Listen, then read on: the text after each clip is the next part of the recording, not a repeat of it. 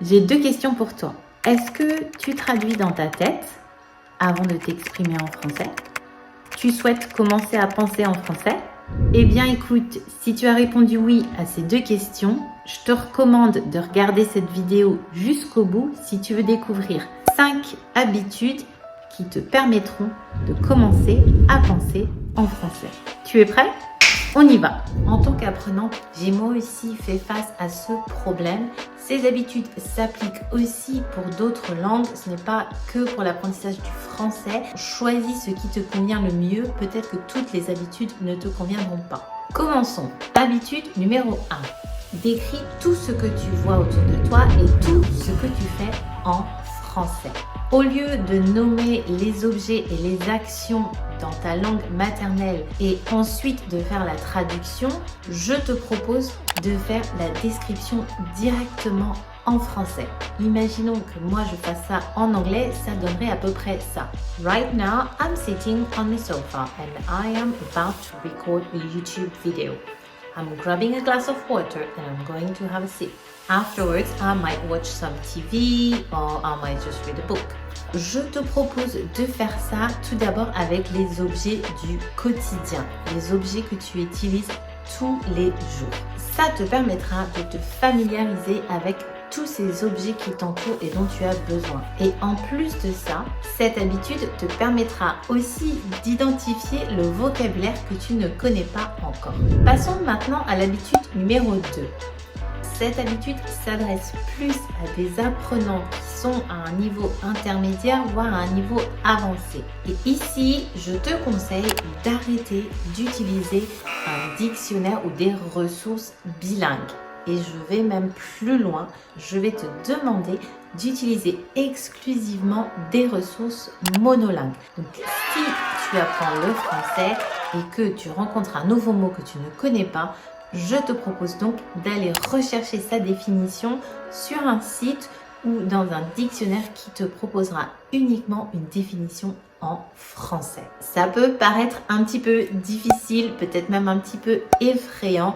Eh bien, le but ici, c'est vraiment de sortir de sa zone de confort, de pousser un peu ses limites et d'essayer d'aller plus loin et vraiment de s'immerser dans la langue française. En recherchant ces définitions en français, vous allez minimiser vos chances de traduction et vous allez minimiser le contact avec votre langue maternelle.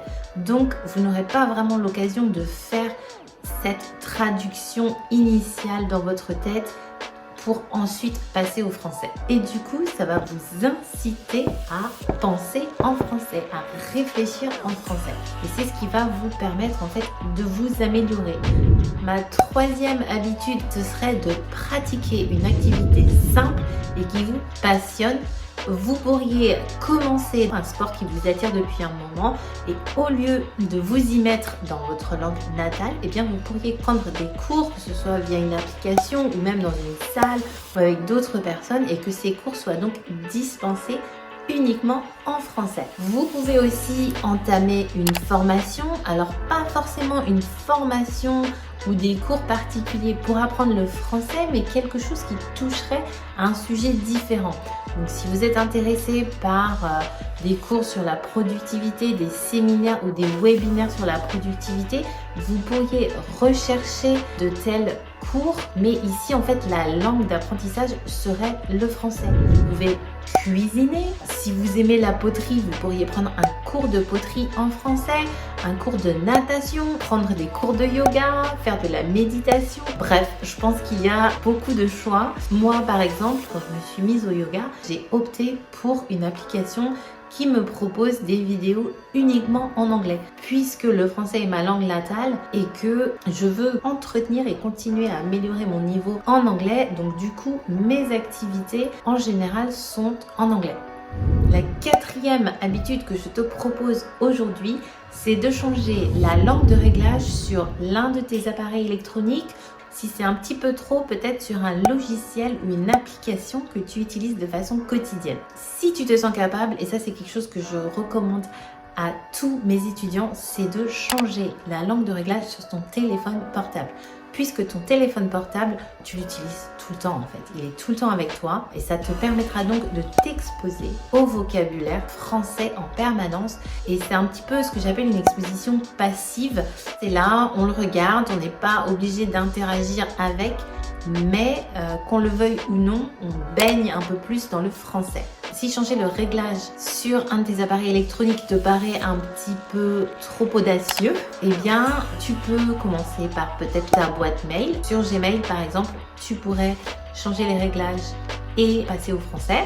Et si ça aussi ça paraît un petit peu trop intense pour débuter, tu peux aussi changer ton calendrier tout simplement en français, ou si tu prends le temps de faire du journaling, tu peux aussi du coup essayer de commencer à faire cette activité en français. Et une fois que tu te sentiras plus à l'aise, tu pourras au fur et à mesure modifier les paramètres sur peut-être tous tes appareils électroniques ou voir sur tous tes logiciels. Et une dernière option, tu peux tout simplement modifier aussi les paramètres de la langue sur peut-être Insta ou sur Facebook, sur Twitter ou sur TikTok.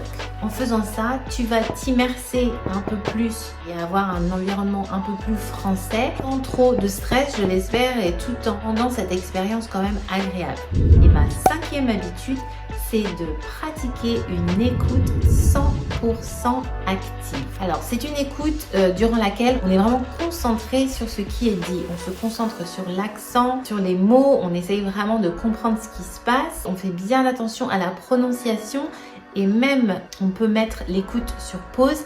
Vous prenez le temps de bien assimiler ce qui a été dit et surtout n'hésitez pas à répéter après la personne qui parle. Cette habitude va te permettre d'améliorer ta capacité d'écoute, donc ta compréhension orale. Et en plus de ça, si tu répètes derrière, ça va aussi t'aider à améliorer, renforcer ta prononciation. Et donc, cette écoute 100% active, tu peux la faire en utilisant des audiobooks, donc des livres audio. Tu peux aussi écouter des podcasts sur des sujets qui te plaisent.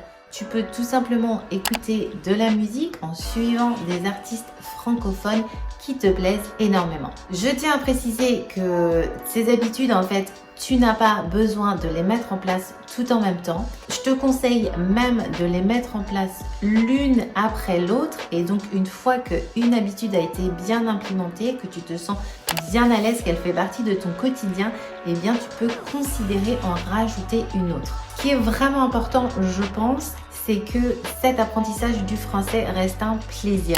Donc ces habitudes pour moi, elles doivent être liées à des sujets qui te passionnent, à des sujets qui te plaisent. Il faut vraiment que ça rejoigne tes centres d'intérêt et je l'espère va t'aider à conserver ta motivation et va te permettre d'apprendre de plus en plus et de plus en plus rapidement. Eh bien, j'espère que ces habitudes vont pouvoir t'aider à commencer à penser en français. Si toi-même tu as mis en place d'autres habitudes qui fonctionnent pour toi, surtout n'hésite pas à me le dire en commentaire. Si tu as aimé cette vidéo et que tu as trouvé le contenu intéressant, surtout n'hésite pas à me laisser un pouce bleu. Ça aide au niveau de l'algorithme et ça pourra permettre à d'autres personnes de découvrir cette chaîne. Et surtout, n'hésite pas à t'abonner pour ne rien rater. Tu peux aussi me suivre sur mon compte Insta où je propose des vidéos avec un format un peu plus court. Merci beaucoup d'avoir regardé cette vidéo jusqu'au bout. Je te souhaite de passer une superbe journée et je te dis à très bientôt. Kenavo.